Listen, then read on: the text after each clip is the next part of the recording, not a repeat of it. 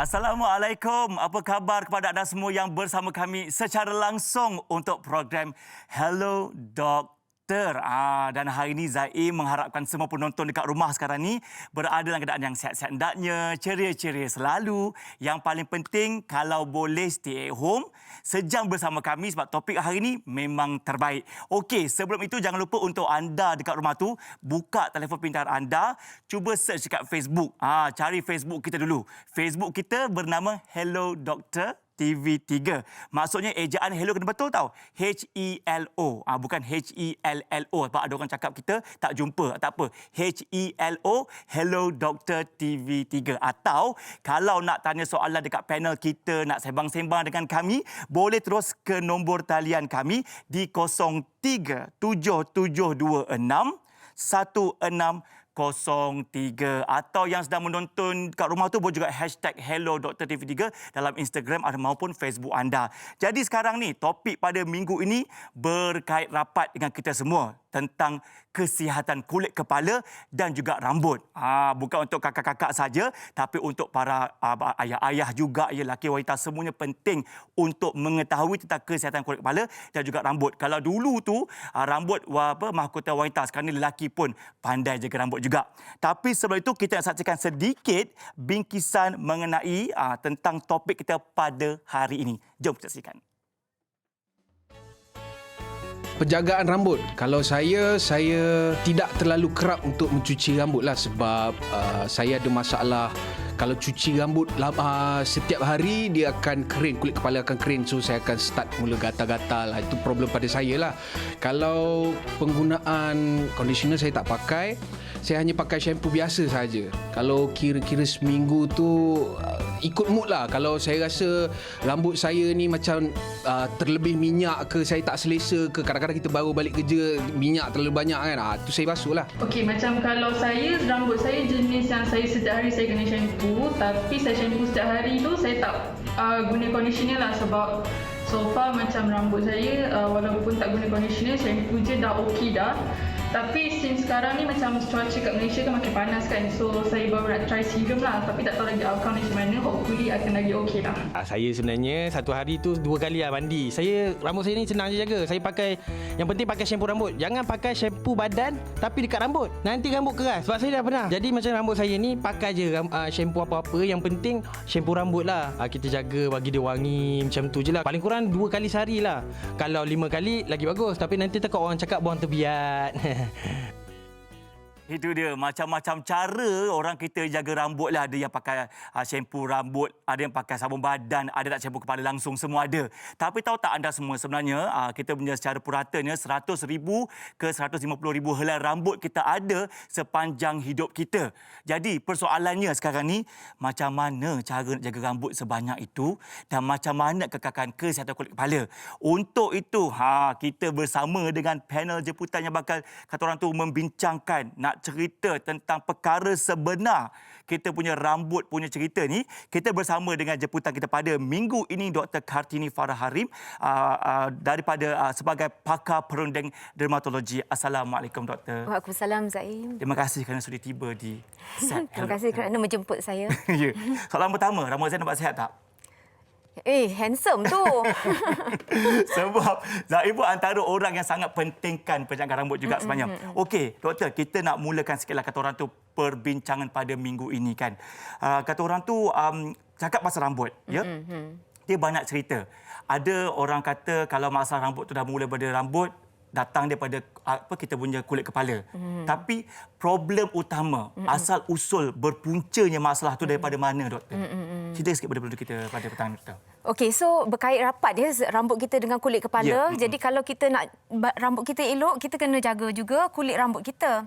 Okey, so biasanya lah masalah-masalah yang dihadapi oleh orang bila datang jumpa doktor ialah masalah kulit sensitif, masalah kegatalan rambut, masalah kulitnya menjadi tebal lah, kulit kepala jadi tebal, dan ketumbuhan rambut dan rambut tu cepat putus dan pelbagai lagi masalah lah. So kita kena jaga kulit rambut tu dan menggunakan produk-produk yang betul untuk rambut kita jugalah. Ya, okey. Dalam pengalaman doktor sendiri kan, kalau ada kata orang tu mereka datang jumpa doktor, apa antara masalah terbesar yang dihadapi oleh rakyat Malaysia khususnya tentang rambut ini, Doktor?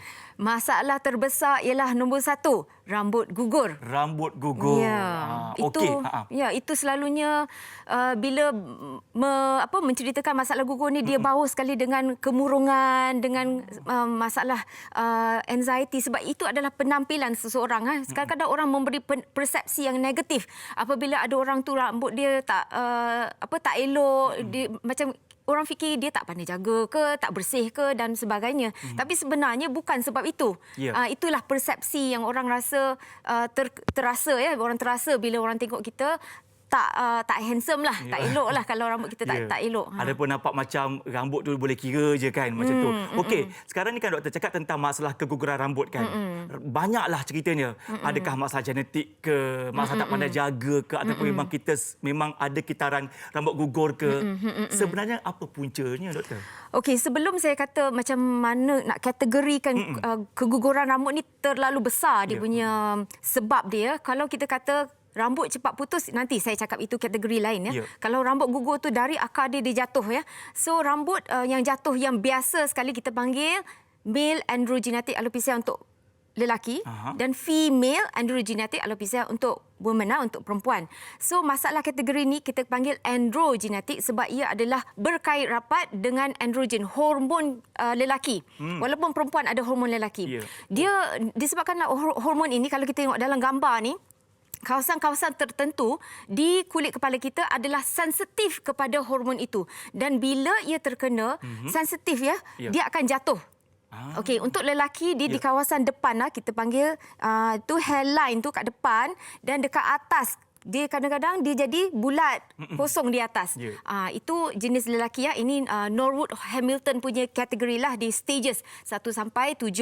Untuk perempuan pula, dia kebanyakannya yang botak di tengah-tengah. Dia akan jalan mana jarang kadang-kadang habis botak di tengah-tengah. Dia tidak hairline di depan ni, dia tidak ke belakang, tapi di atasnya dia akan dia mula kurang. Ke atas. Yes. Sebab kawasan itu lebih sensitif kepada hormon androgen.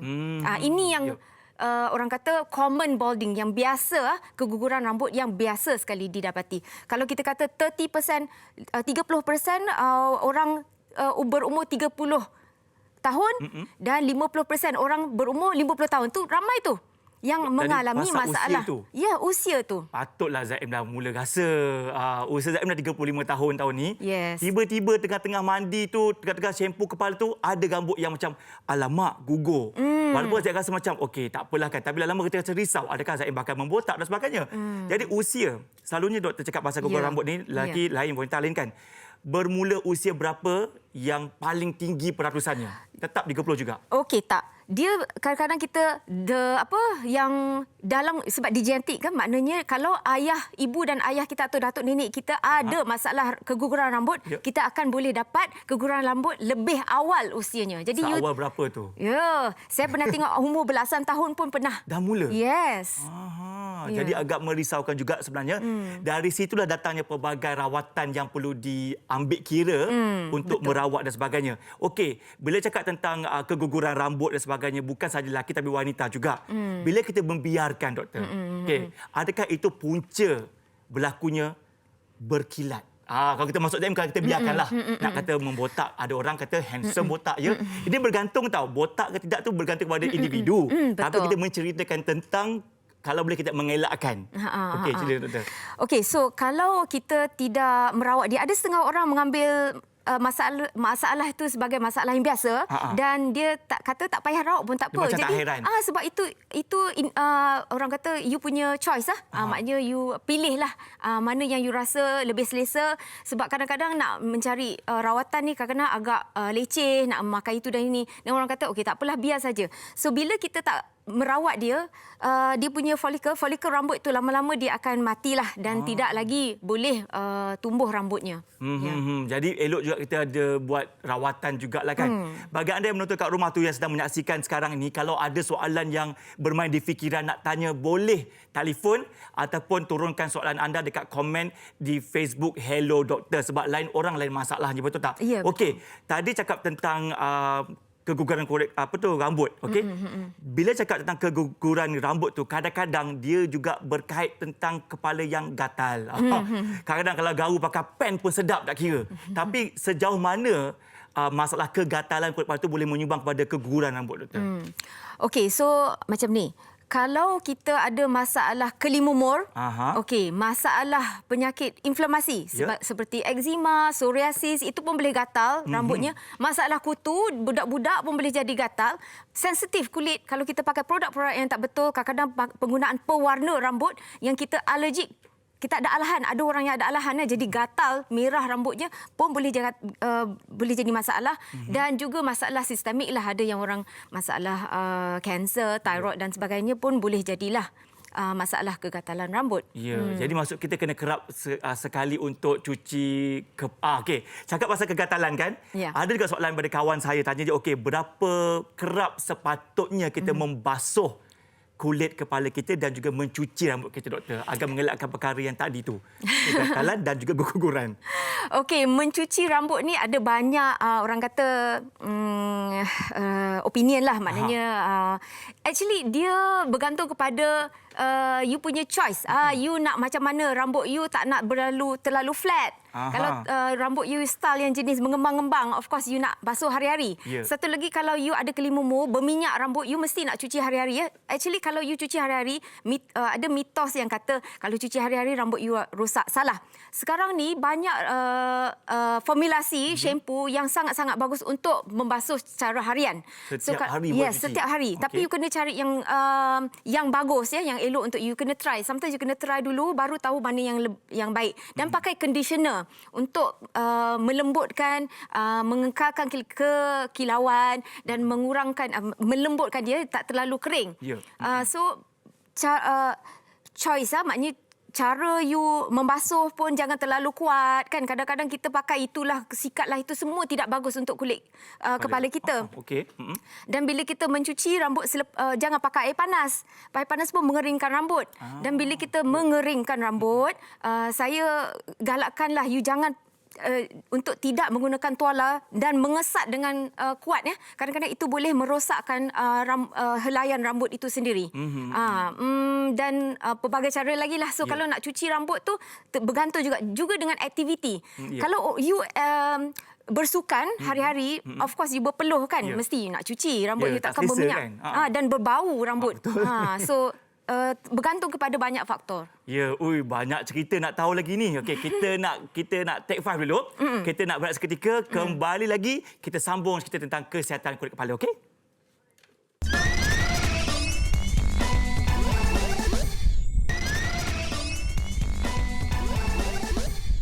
Okey, kembali dalam rancangan Hello Doktor. Baiklah, topik kita, Zaim nak anda semua beri perhatian. Tak kisahlah anda dekat rumah tu, yang adakah anda seorang berhijab ke, tidak berhijab ke. Yang paling penting, penjagaan rambut itu sendiri. Ialah dulu masa memuda kahwin kan, suami belai-belai rambut kita. Sekarang bila suami tak nak pegang, tak nak belai, marah ya. Takkan suami nak pegang kalau selai dua kan. Maksudnya anda kena titik beratkan aspek kesihatan kulit kepala tu agar mengembalikan keremajaan rupa kita dengan rambut yang tebal. Okey, hari ini doktor, kita ada banyak soalan daripada laman sosial di Facebook Hello Doktor. Jom kita bacakan soalan yang pertama daripada pengirimnya bernama James Bong. Okey, apakah jenis makanan yang boleh menyebabkan rambut gugur? Sebab kita tahu kalau kita selalu ambil makanan yang penyebab menguatkan rambut. Tapi ada tak makanan yang kalau kita makan saja, rambut boleh gugur, doktor? Okey, saya sebenarnya banyak buat kajian sebelum kita keluar Hello Doktor hari ini. Saya dah mengorek-ngorek research papers. Tak ada banyak yang papers mengenai masalah apa makanan yang menyebabkan gugur. Banyak paper yang kata apa yang perlu ambil untuk kurangkan gugur. Okey, so ada paper yang kata, okey, so kalau you makan terlalu banyak high sugar, high glycemic index, itu yang kita suka makan tu, yang manis-manis. Okey, dan apa saja manis. Manis ataupun yang processed food, semua gaya hidup lah. Maknanya you makanan yang tak elok lah, tak cukup nutrisi, yang semua yang ringan-ringan kadang-kadang boleh menyebabkan, sebab dia menjadi satu oxidative stress untuk badan kita, bukan saja untuk rambut dan segala organ kita lah. Itu yang saya tengok apa yang tak bagus makanlah. Terutama also you kena cukup tidur, cukup exercise dan segalanya lah. Itu merangkumi bagaimana kita nak menjaga the whole body lah, macam mana untuk sihat lah. Jadi kurangkan makanan yang manis-manis dan juga yang processed food. Boleh membantu tidak menggugurkan rambut kita. Okey, soalan menjawab soalan je. Okey, soalan kita yang kedua dekat Facebook kita daripada Akmal Zulkafli. Assalamualaikum. Waalaikumsalam. Hello doktor. Saya ada anak perempuan umurnya 3 tahun. Dalam sebulan 2 ni rambut dia mula gugur. 3 tahun doktor Saya sangat bimbang tengok kulit kepala dia sebab kepala dia dah mula botak dekat tengah. Saya nak tanya apa faktor dan tips nak pulihkan rambut gugur? Sebab doktor, kita fokus sekarang ni macam orang dewasa tapi tanpa kita sedar ada dari usia seawal setahun 2 tahun yang dah ada rambut lah mula gugur. Boleh berlaku juga doktor Okey, yang biasa rambut gugur untuk kanak-kanak ni ada 2. Satu ialah masalah kulat. Kulat. Tinea, kita panggil tinea capitis. Dan untuk yang awal dari baby, infancy boleh mendapat kita panggil cradle cap. So, dua-dua ni adalah disebabkan masalah kulat. Bagusnya jumpa doktor sebab kalau saya nak bincangkan bagaimana rawatan adalah khusus kepada apa masalah itu. So katakanlah kalau kita tengok tempat tu bersisik, berbonggol ke apa, baik jumpa doktor dulu. Kalau nak cuba sesuatu mungkin kita boleh try antifungal dululah, shampoo ataupun letak minyak dulu ke, tengok dia boleh jatuh ke tidak. Kalau tidak, saya rasa baik jumpa doktor saja. Tapi kalau kes yang memang tak ada sebarang fungal ataupun bakteria, boleh ke gugur juga tanpa sebab? Boleh. Walaupun seawal usia macam tu? Ya, saya pernah nampak kanak-kanak mengalami masalah guguran rambut yang just kosong saja. Itu kita panggil alopecia areata. Dia macam bentuk dia siling, bulat-bulat dekat kepala dia. Dan tidak ada rambut langsung yang kita nampak macam licin lah. Dan di tepi-tepi kalau kita tengok kantar, dia akan nampak macam ada rambut sikit halus-halus di tepi. Itu disebabkan oleh autoimun. Okey, kalau saya banyak lagi kemungkinan lah. Saya rasa lebih baik encik bawa anak berjumpa dengan doktor pakar kulit lah. Supaya dapat elakkan lah kan. Okey, itu 2 daripada social media. Kita ada pemanggil pula pada petang ini. Nak bertanya terus kepada doktor. Okey, hello, Assalamualaikum. Assalamualaikum. Saya Syakira daripada Setiu Terengganu. Okey, ada sebarang masalah nak diajukan, silakan. Okey, macam ni. Saya sebelum bersalin, rambut saya sangat kira kata tak gugur lah, kuat. Okey, lepas saya bersalin, anak saya sekarang ni setahun 4 bulan. Tapi makin hari rambut saya makin gugur. Macam rambut saya dah nak botak. Sedangkan sebelum ni rambut saya tebal. Okay, jadi apakah penyelesaian yang perlu saya buat? Untuk gunakan shampoo apa ke? Atau itu adalah hormon? Okay, terima kasih doktor. Terima kasih Puan Syakira. Okey, ini paling popular antara soalan dekat saya rasa pasal hal rambut kan. Selalu lepas bersalin dekat anak 3 bulan ke 4 bulan lepas tu, mula dah rambut tu mula gugur dan macam-macam mitos dan fakta saya dengar. Berdasarkan soalannya tadi, macam mana doktor? Okey, so soalan ni sangat-sangat betul, sangat-sangat common lah. Untuk wanita yang mengandung, semasa mengandung, kita punya hormon estrogen adalah tinggi. Di tahap tinggi, dan bila kita melahirkan anak, estrogen tu tahap dia akan jatuh. Bila dia jatuh, kita punya kitaran rambut, hair cycle kalau ada gambar tu, dia akan bertukar daripada fasa pertumbuhan ke fasa yang kejatuhan. Kita panggil telogen. Okey, so di bahasa saintifiknya lah. So bila ada stres ataupun bila kejatuhan hormon tu, dia akan jatuh kepada fasa telogen, kejatuhan rambut. So dalam masa 3 bulan selepas dia melahirkan, majoriti wanita yang melahirkan akan jatuh. Rambutnya akan gugur sebab dia masuk kepada fasa telogen itu. So jangan risau, dia akan tumbuh balik selepas 3 bulan 6 bulan. Benda tu adalah satu yang normal. Untuk kebanyakan ibu yang dah pun melahirkan anak. Ya, betul. Jadi perlu sabar menanti untuk ketibaan rambut yang baru. Betul. Itu dari segi ibu yang baru lepas melahirkan. Tapi atas bacaan Zaim sendiri sebenarnya untuk lelaki juga kan, betul ke dalam tempoh kitaran kita punya kehidupan ni, terutama dari segi tahun. Okay? Setiap 2 ke 3 tahun akan ada fasa rambut gugur. Adakah ia benar, doktor? Setiap 2-3 tahun. Oh, tidak. Tidak. Rambut kita hari-hari kita akan jatuh 100 ke 150 helai. Setiap hari? Setiap hari. Okey.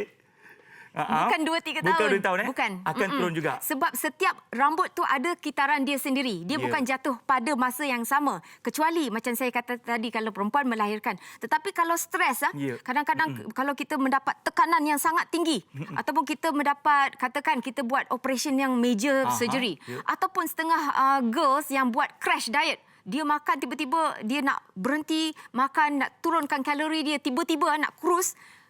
Senang.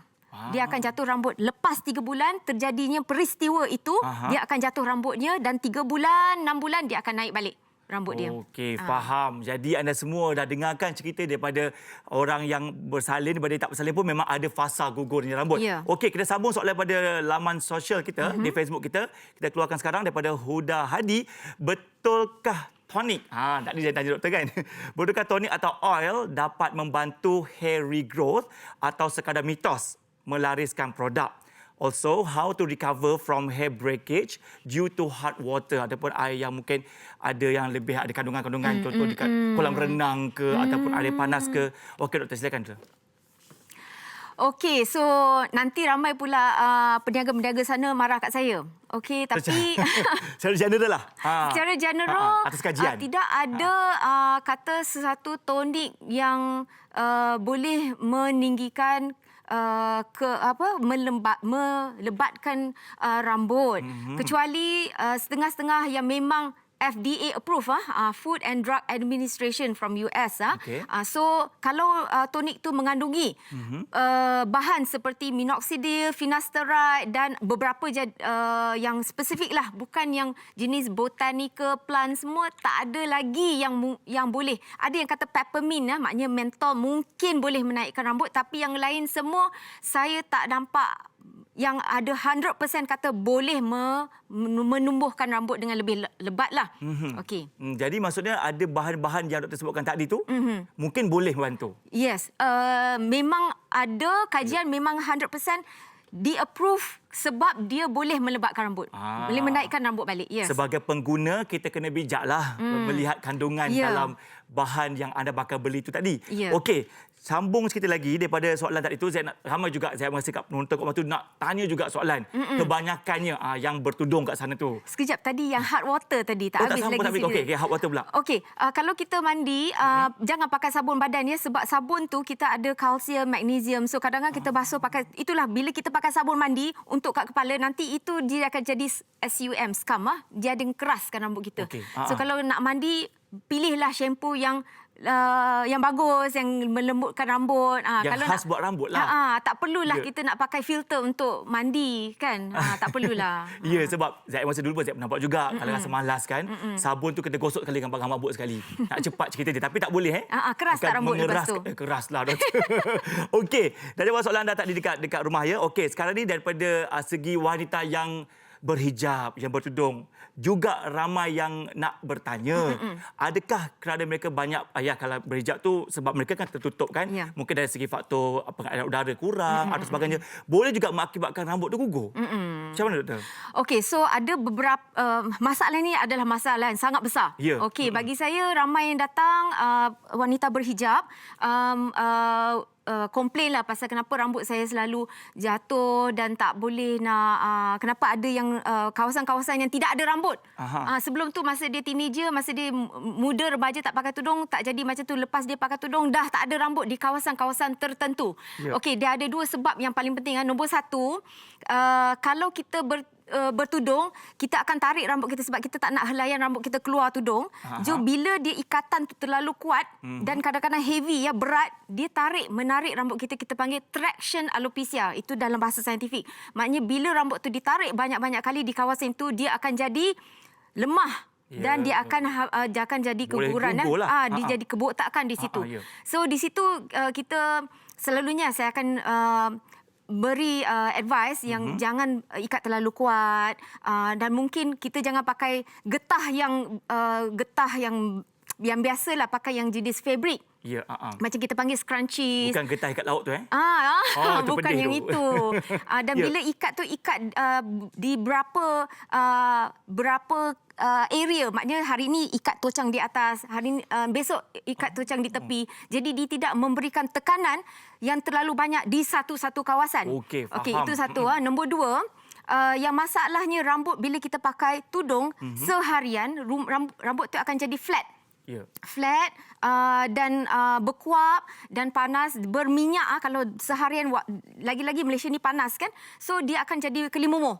Kelimumuh tu ada satu masalah. Bila kelimumuh banyak, satu ialah dia akan rasa gatal dan dia jadi inflamasi dan dia boleh menyebabkan kita rambut gugur. Ya. So itu pun salah satu masalah. So produk-produk di luar sana yang khas untuk perempuan berhijab selalunya ada sedikit anti kelimumuh di situ. ZPT zinc perithion Yang khas ataupun tulis hijab tu selenium kan? sulfide. Dia ada sedikit di situ sebab dia membantu mengurangkan kelimumuh dan dengan itu mengurangkan keguguran rambut juga. Ya, jadi kita kena jelas bukan sebab anda bertudung tu jadi gugur rambut, tidak.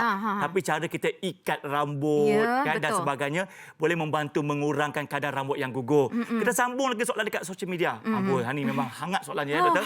Okey, terus daripada Muhammad Ainul Faiz. Assalamualaikum. Hello Dr. TV3. Waalaikumsalam. Saya jarang sekali memakai minyak rambut, tetapi rambut saya selalu berkerak dan kulit kepala mengelupas.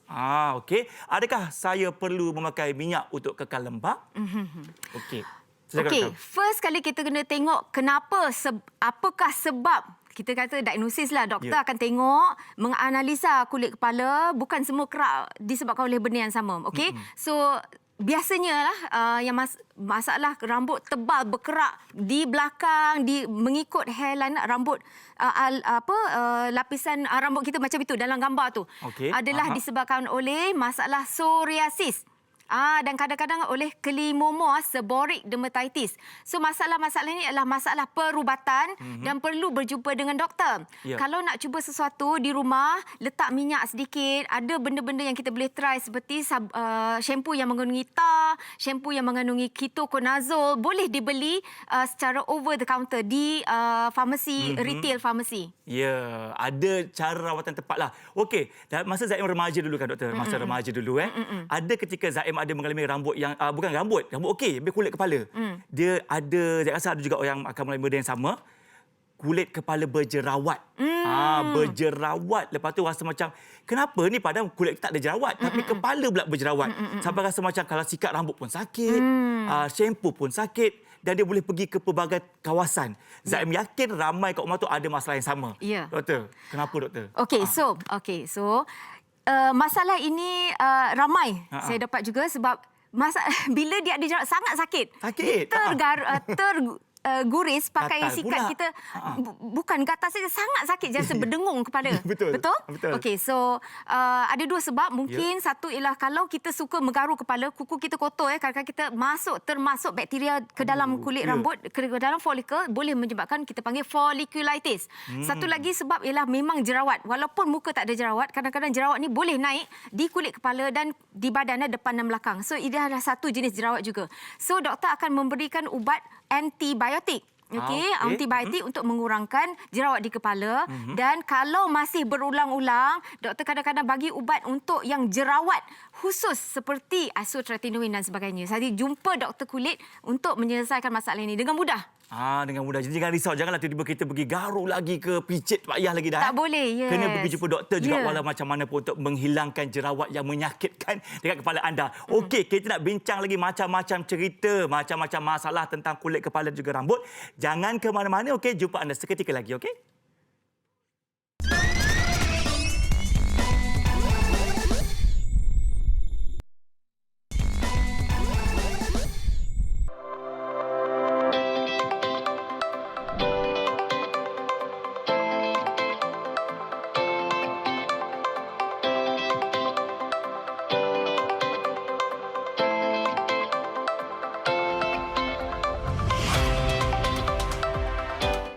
Okey, itu antara trivia-trivia yang boleh kami kongsikan kepada anda pada petang ini. Jadi macam biasalah kalau kita nak cakap pasal rambut ni, Zaim rasalah lain orang lain ragamnya, lain orang lain masalahnya. Kalau anda ada masalah lagi tentang rambut ataupun kulit kepala, sama ada anak-anak anda ke, cucu anda ke, diri anda ke, tolonglah komen sekarang. Tanyakan dekat kita punya Facebook page kita, Hello Dr. TV3, tekan follow dan tanya soalan. InsyaAllah kalau ada masa, kita akan ajukan soalan itu.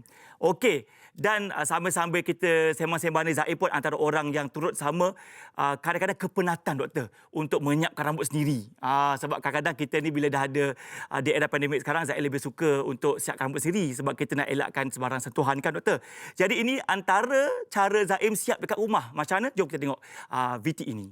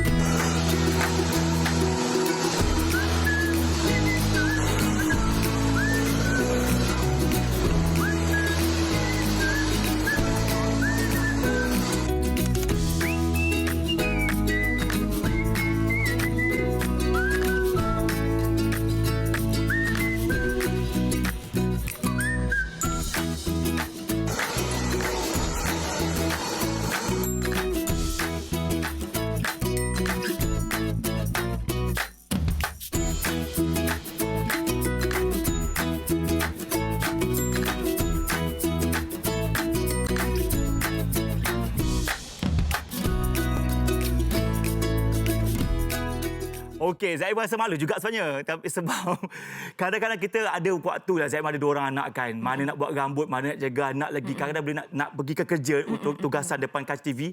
Bila Zaim penat sangat, Zaim sarung rambut palsu. Sebab Zaim tak nak bila dah hari-hari nak kena blow rambut, nak kena iron rambut rosak kan. Cara Zaim dah beli rambut palsu 2 jenis doktor. Satu pendek, atau panjang. Tapi sekarang doktor, doktor melihat situasi Zaim kan. Saya rasa ramai juga dekat luar sana yang mungkin nak elakkan rambut mereka rosak ataupun kelihatan tak sihat, mereka sarung topi ataupun snow cap ataupun tudung. Zaim sarung rambut palsu. Adakah itu alternatif untuk kita merehatkan seketika rambut kita, doktor? Okey, so untuk kalau kita cakap pasal kenapa kita tidak walaupun kita tak ada masa nak buat rambut kita pakai wig, pakai rambut palsu, sebenarnya ada alternatif yang baik. Terutama bukan saja untuk mereka yang terpaksa memberi penampilan yang baik depan TV dan sebagainya. Ramainya yang datang sebab dia memang rambut gugur disebabkan oleh kanser, kemoterapi dan masalah-masalah rambut yang lain lah. Jadi alternatif kepada kita nak membuat bagi rambut tu cantik, banyak aja masa dan produk-produk nak kena beli. So itu kadang-kadang menyusahkan dan mengambil terlalu banyak masa. So memakai rambut palsu adalah satu alternatif yang baik. Tetapi ada kesan baik dan buruk memakai rambut palsu. Tak tahu sama ada Zaim tak ada masalah ni atau tidak. Ya, betul.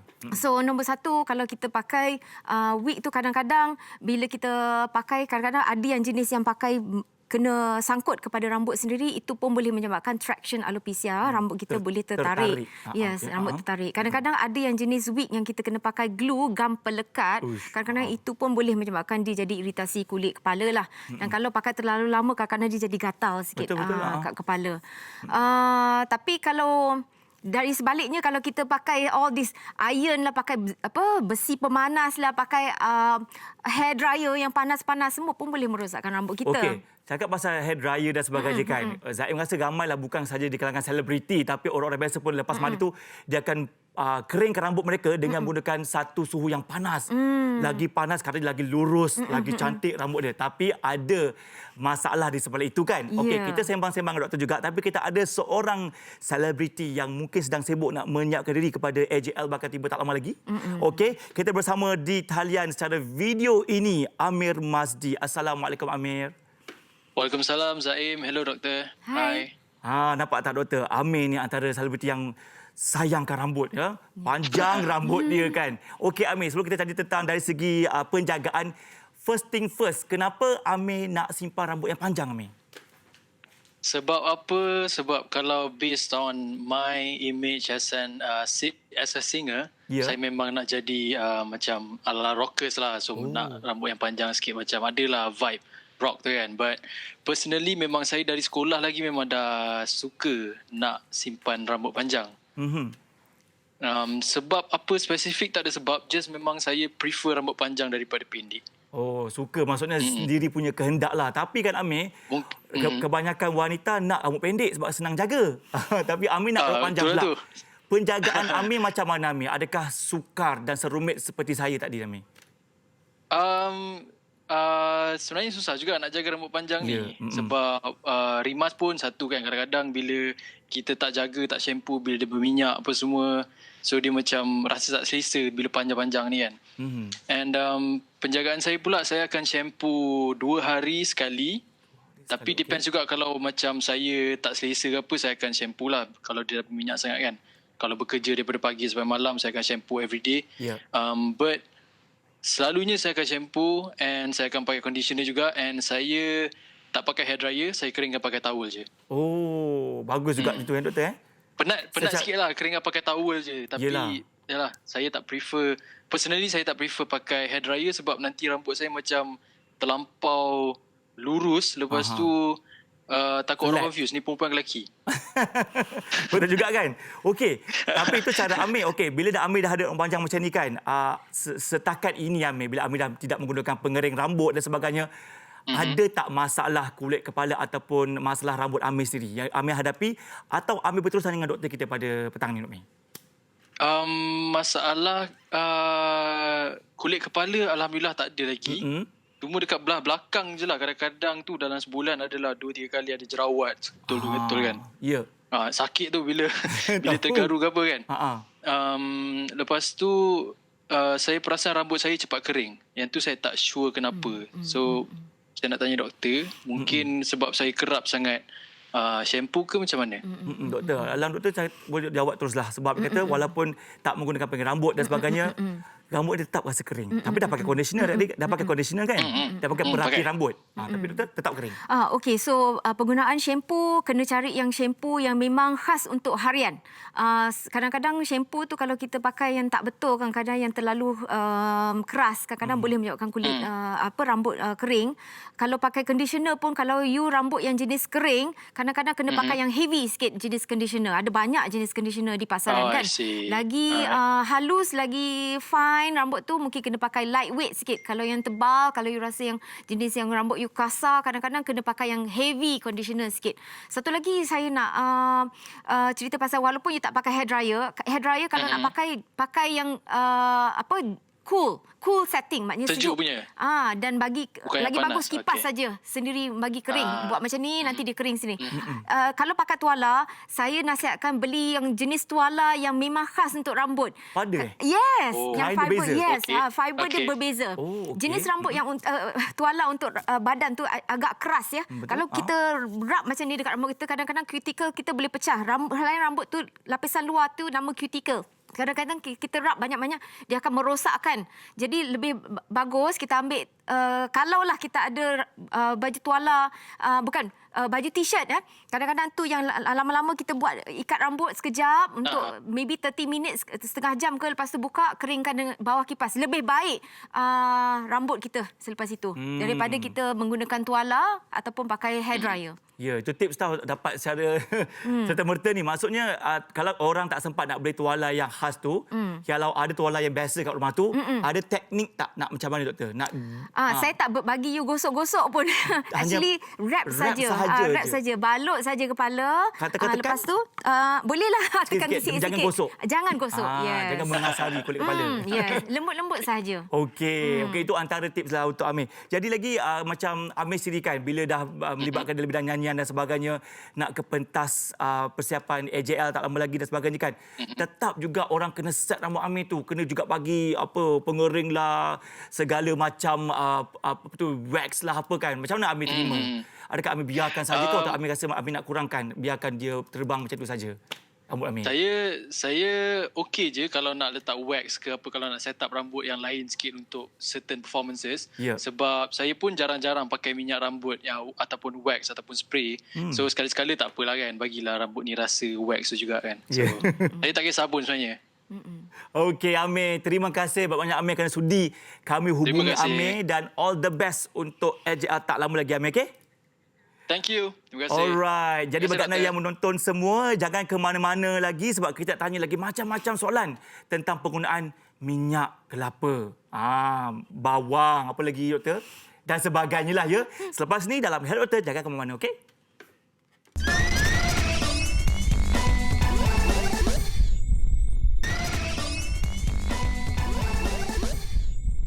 Okey, kembali bersama kami dalam rancangan Hello Doktor. Terima kasih bagi anda telah pun tanyakan soalan dekat laman Facebook kami. Kalau ada lagi soalan, insya-Allah kalau ada masa ni kita cubalah baca soalan anda dan doktor berjawab secara terus kepada anda. Okey, sebelum kita nak sambung tentang sembang-sembang tentang rambut ni, kita nak update sikitlah tentang kita punya kes.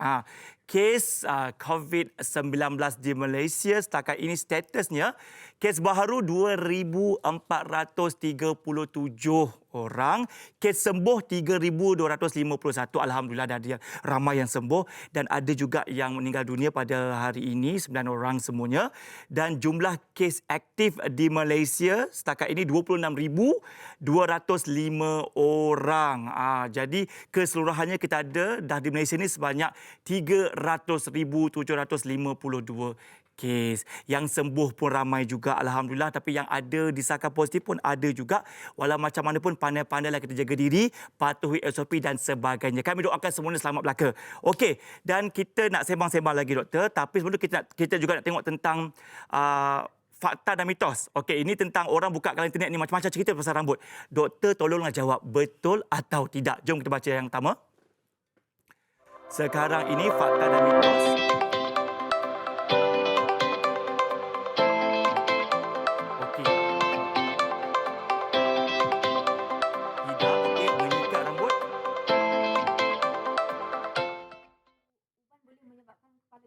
Ya, okey, kita mula berdawai doktor. Fakta yang pertama atau mitos, rambut lebih cepat tumbuh pada cuaca yang panas. Fakta atau mitos doktor? Mitos. Tak betul lah kira. Tak okey, betul. yang kedua, menyikat rambut pada waktu malam boleh menyebabkan rambut gugur. Ini ramai mak-mak sikat rambut waktu malam seperti ni. Tidak, sebab dia sikat rambut malam itu yang dia nampak jatuh. Tapi macam mana pun 15, sebab saya kata 100 ke 150 rambut jatuh pada satu hari. Dia nak jatuh bila dia suka. Walaupun tak sikat. Okey. Walaupun tak sikat, ya. Dan uban, ini saya yang paling suka nak tanya. Uban boleh tak menyebabkan kepala kita gatal? Tidak. Macam gatal. Masalah lain. Okey. Okey, tekanan boleh membuat rambut anda gugur. Yes, betul. Betul. Okey. Jadi orang kata, alamak, kepala saya gatal. Mesti ada uban. Cari. Okey doktor. Alalan cakap pasal uban kan. Bila dulu masa Zain, masa belum ada ilmu tentang rambut lagi, bila ada uban je, Zain rasa gatal. Tapi itu adalah mitos. Dan Zain pula ada juga perangai suka cabut rambut orang yang kata tangan suka ni duduk pada DVD ketepak doktor. Bagus tak doktor kita cabut rambut doktor? Okey, so kita sebenarnya tak, kalau you tarik selalu rambut dari folikel rambut tu, lama-lama dia akan jadi masalah. Kita kerosakan folikel rambut tu. Walaupun jadi, sedap. Ya, sama macam saya kata tadi, kalau pakai tudung kita duduk tarik, lama-lama rambut tu akan rosak dan dia tidak mahu tumbuh lagi rambut. Ya, jadi kalau ada rasa macam tabiat, kan suka cabut dah, keluarkan angin lah, lega lah, hentikanlah ya. Kalau rambut dah makin mengosong, jangan salahkan doktor, salahkan diri sendiri. Okey, soalan seterusnya daripada kita punya rakan Facebook kita, daripada Farid Yang. Assalamualaikum doktor. Waalaikumsalam ya. Nak tanya, betulkah sesetengah chemical dalam shampoo boleh menggugurkan rambut? Ada yang kata paraben, SLS tak bagus untuk rambut. Silakan doktor. Okey, so shampoo yang ada banyak sekarang ni, zaman moden ni, shampoo semua ada mengandungi pelbagai isi kandungan yang menyebabkan shampoo tu menyihatkan rambut, melembutkan, memberikan kilat dan sebagainya lah. Tambahan lagi dengan conditioner. So kalau you kata ada shampoo yang boleh menggugurkan rambut tu, maknanya you menggunakan shampoo yang tidak sesuai dengan rambut you. Bukan semua orang tak boleh pakai shampoo yang itu. Sama seperti produk-produk yang lain ya. Kalau tak sesuai dengan you tukar. Okey, so kalau you kata pasal paraben ya, paraben tu adalah satu preservatif, pengawet. So pengawet tu bukan semua orang ada alahan. Kadang-kadang you tengok produk tu kata tiada paraben. So tiada paraben ni sebenarnya dia preservatif, pengawet itu dia tidak menggunakan paraben tapi menggunakan pengawet yang jenis lain.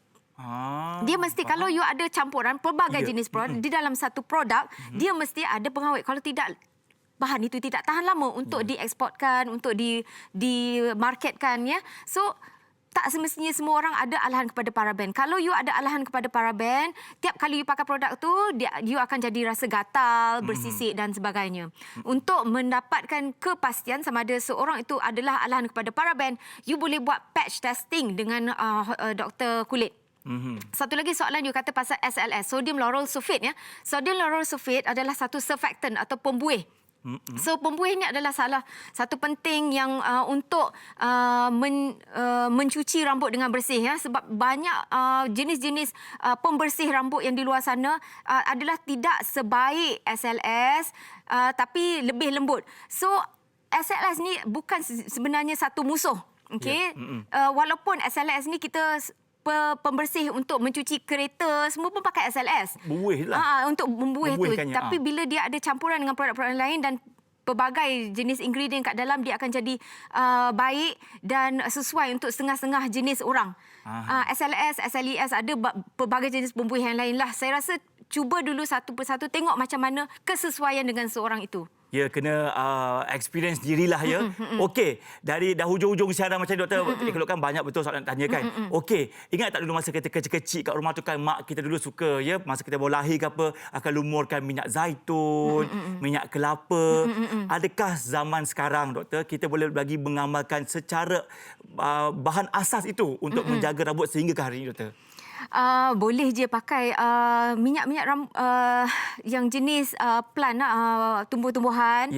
Bagus untuk kalau kulit kita kering, untuk ada yang bersisik ke kepala. Sapu macam je. saya kata, kita ada cradle cap, dia sapu saja dekat kepala. Tapi kalau dia menyebabkan jadi masalah folliculitis dan sebagainya, kita kena berhentilah. Tapi untuk eczema, katakan anak-anak kita ada eczema, penggunaan pelembap boleh menyebabkan eczema tu berkurang ataupun kita menghalang eczema daripada terjadi. So bagi saya, you boleh je pakai untuk anak-anak kita. Sementara dia kalau kering kulit je, boleh je pakai. Amalkanlah, lumurkan setiap pagi lepas subuh, lumurkan je lah. Boleh saja, boleh ya. Okey, kita pun boleh juga lumurkan saja kalau kita masih ada minyak-minyak tersebut, beli kat pasaran, sapu semula jari tu lagi bagus kan. Okey, sikit lagi tu. Tips kepada mereka untuk menjaga kulit kepala juga rambut. Apa mereka harus lakukan?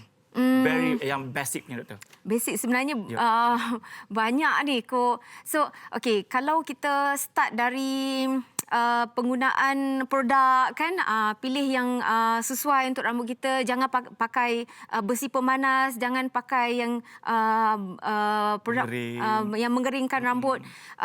Kalau kita nak menggunakan pewarna rambut dan perming tu, semua styling tu semuanya adalah merosakkan rambut. Sebab kalau kita buat rambut untuk girls lah especially, bila kita maknanya stylekan rambut tu secara permanent dia akan merosakkan rambut sebab dia rambut kita ada bond ada ikatan dalam tu. Bila kita pecahkan dia senang putus rambut tu.